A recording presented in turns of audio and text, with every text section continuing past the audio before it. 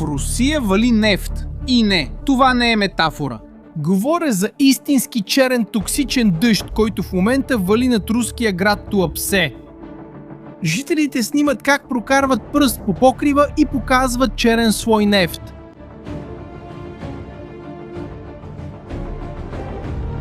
Колите са покрити с тъмни петна. Птиците по крайбрежието умират. Димът от града се вижда от космоса. И всичко това се случи, защото преди седмици украински дронове прелетяха 1000 км през руска територия и взривиха една от най-големите нефтени рафинерии в страната. Но Туапсе е само един град. В другия край на Русия гори друга рафинерия. В друга, още по-руска. Една. 16 от 38-те големи рафинерии в страната вече са били ударени. И в поне 57 от 83-те руски региона бензинът свършва. Нека се върне в Туапсе за момент, защото това, което се случи там, помага да се разбере мащабът на този проблем. Туапсе е пристанищен град на брега на Черно море с около 60 000 жители, известен с плажовете си, спокойния живот и туристите. Там се намираше една от 10-те най-големи рафинерии в Русия, управлявана от Роснефт, която преработваше 12 милиона тона нефт годишно. Обърнете внимание на глаголното време. Имаш. За 2 седмици украински дронове удариха тази рафинерия 3 пъти подред. Преди димът от един удар да се разсее, идваше следващият. Пожарникарите едва приключваха с една задача и вече тичаха към следващата. В резултат на това рафинерията спря работа за неопределено време.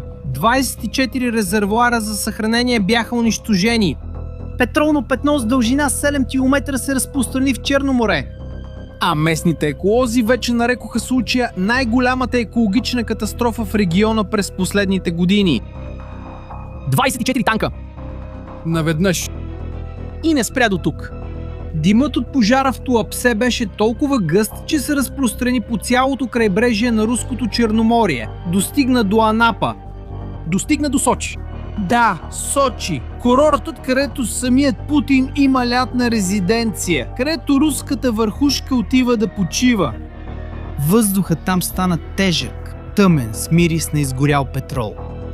Войната, която Путин започна през 2022 година, сега вони в собствените му ноздри. В продължение на 3 години Украйна беше тази, чието градове горяха. Граждани плачеха пред камерата, дим се издигаше от хоризонта. Сега димът се издига от другата страна. А Туапсе е само една от историите. На 26 април украински дронове прелетяха стотици километри и удариха рафинерията в Ярославъл, която има капацитет да обработва 15 милиона тона петрол годишно. На брега на Балтийско море. Пристанищата Приморск и Услуга, които заедно отговарят за повече от 40% от износа на петрол на Русия, загубиха съответно 40 и 30% от своите складови резервоари. Сателитни изображения потвърдиха разрушението. А украинските атаки вече достигат чак до Сибир, на 1700 км от границата. Русия просто вече няма тил. Но най-лошото за Путин не е това, което гори вътре в рафинериите, а това, което се случва на бензиностанциите.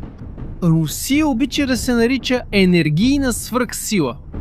Сега енергийната свръхсила остана без бензин. В повече от 57 от 83 руски региона шофьорите чакат с часове на опашки по бензиностанциите, за да напълнят резервоара. На много места беше въведен нормиране. Всеки клиент може да купи само 10, 20 или 30 литра, в зависимост от града. В Москва Лукойл, вторият по големина производител на петрол в страната, забрани продажбата на бензин в туби, за да предотврати домашното складиране. В окупиран Крим половината от бензиностанциите просто пресъхнаха. И тук идва детайлът, който звучи като лоша шега. Русия, третият по големина производител на петрол в света, сега внася бензин от Китай и Беларус. Да, Русия продава суров петрол на Китай. Китай го рафинира и го връща под формата на бензин. И Русия плаща. Сега, да се върнем към историята. Всичко това, обърнете внимание, се прави от страна, която преди 2 години беше смятана за загубена кауза, дори от самата западна преса. Говореше се за падането на Киев, за срив на морала, за капитулация. Следователно неизбежният въпрос е следният. Как Украйна, без военновъздушни сили, без военноморски флот, без индустриален капацитет сравним с този на Русия, успя да изгради машина за унищожение, способна да подпали петролната индустрия на най-голямата енергийна сила в Европа?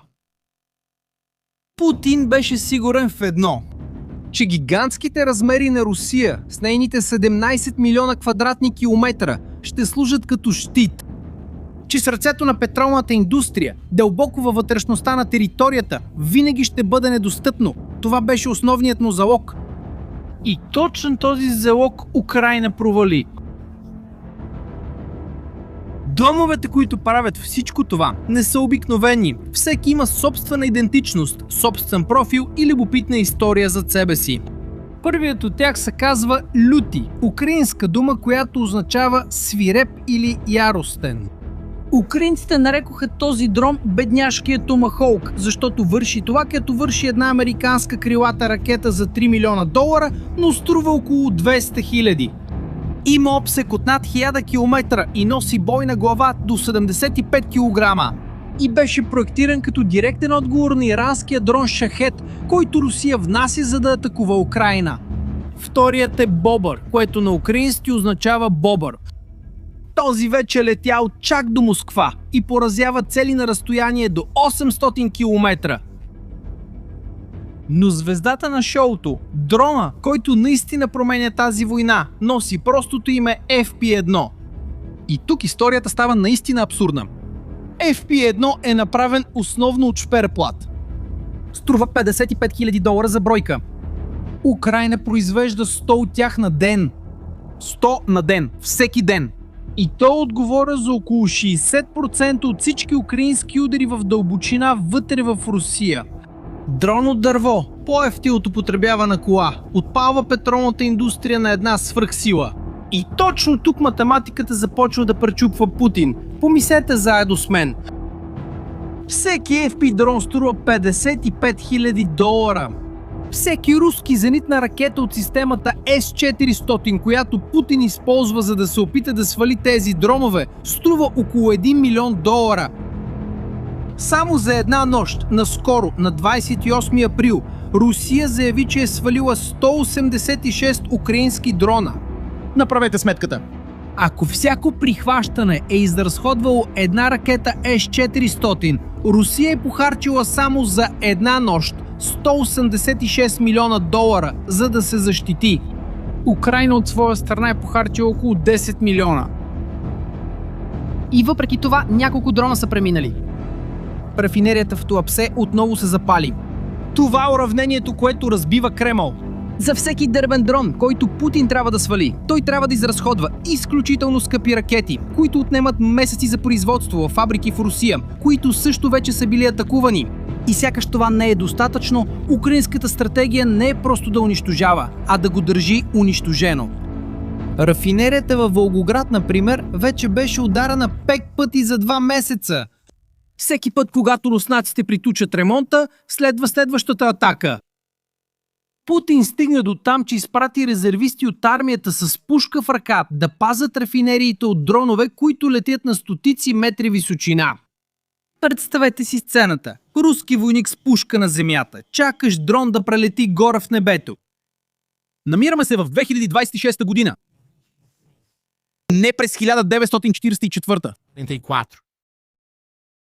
Както виждате, всяка ракета, която Путин изразходва, за да свали дрон от шперплат, е ракета, която той няма да използва срещу Украйна. Всеки милиард похарчен за отбрана е милиард по-малко на фронта. Математиката не е просто неудобна. Тя наистина източва руския бюджет. А числата са плашещи. Само през март 2026 година Русия загуби $2 милиарда и 300 милиона от приходи от петрол. Числото е от самия Зеленски, който цитира данни от западното разузнаване. 40% от допълнителната печалба, която Путин би имал от световния тръст на цените на петрола, причинен от войната между Съединените щати и Иран, просто се изпариха в пожарите на украинските рафинерии. Руският бюджет за 2026 година предвижда дефицит от $100 милиарда. За да запълни тази дупка, Путин току-що направи нещо, което избягваше през цялата война. Той увеличи данъка върху добавената стойност от 20 на 22%. С други думи, обикновеният руснак, който пазарува, зарежда колата, плаща наем, сега плаща повече данъци, за да покрие щетите, причинени от украинските дронове. Този, който нахува в Украйна, беше Путин. Този, който плаща сметката, е руският народ. Но има една част от тази история, която почти никой не разказва. И тя може би е най-разкриващата от всички. Украинската кампания срещу руския петрол през март 2026 беше толкова ефективна, толкова опустошителна, че се случи нещо абсурдно. Дори самите приятели на Украйна не можеха да повярват колко големи са щетите. Западни съюзници в поверителни разговори с Киев помолиха Зеленски да намали темпото на атаките. Причината беше проста. Щетите върху руското производство започваха да влияят на цената на петрола на световния пазар. И това оказваше натиск върху инфлацията в много страни. Зеленски излезе публично и призна, че имало такова искане. Съюзниците на Киев, същите, които изпращат оръжие вече 3 години, бяха притеснени от мащаба на щетите. Те молеха Украйна да спре да нанася удари по Русия. Помисли си за този сценарий. В продължение на 3 години Украйна молеше за повече оръжие, повече помощ, по-голям мащаб. Сега, през 2026 година, съюзниците са тези, които се притесняват от силата на Украйна, а Зеленски каза не. Разрушенията. И най-интересното е, че отговорът на съюзниците на това не беше противоположен на очакваното. Вместо да окажат още натиск, те отвориха портфейлите си. Холандия обяви 248 милиона евро за украинското производство на дронове. Белгия – 85 милиона. Норвегия подписа споразумение за съвместно производство. Германия отиде още по-далеч. На 14 април в Берлин подписа с Украйна най-голямото споразумение за отбрана между двете страни за последните 20 години. 4 милиарда евро, включително ракети Патриот, зенитни системи Iris-T и над 350 милиона долара, предназначени специално за производството на украински дронове за дълбоки удари. Причината? Нюти и FP-1, произведени в Украйна, са по-ефективни срещу Русия долар за долар, отколкото практически всяко оръжие от арсенала на Европа. Европа осъзна, че Украйна е изградила от нулата за 3 години война една от най-опасните индустрии за далекобойни дронове на планетата. И Европа плаща, за да може тя да продължи. И затова тази история няма как да приключи скоро. Международната агенция по енергетика в Париж прогнозира, че въздействието на тези атаки ще продължи да ограничава руското рафиниране поне до средата на 2026 година. И вижте, това е оптимистична оценка. Руската петролна индустрия не се срива изведнъж. Тя умира бавно. Рафинерия по рафинерия. Дим по дим. И тук историята се връща там, откъдето започна. Връща се при онзи човек, който на върха прокарва пръст по покрива и показва слоя масло, който покрива къщата му. Това червено петно на пръста й това е същият петрол, който Путин използва, за да финансира войната си. Това се изсипва обратно в собствения му двор. И точно за това тази история си струва да я следим. По твое мнение, колко време Русия още ще издържи на този ритъм на атаки, преди нещо голямо да се счупи окончателно? Остави в коментарите какво мислиш. Ако това видео ти помогна да разбереш какво наистина се случва във войната, подкрепи ни тук. Сподели с онзи приятел, който все още мисли, че Русия печели. Дай един лайк и се абонирай за канала, за да не изпуснеш следващите видеа. Ще се видим в следващото.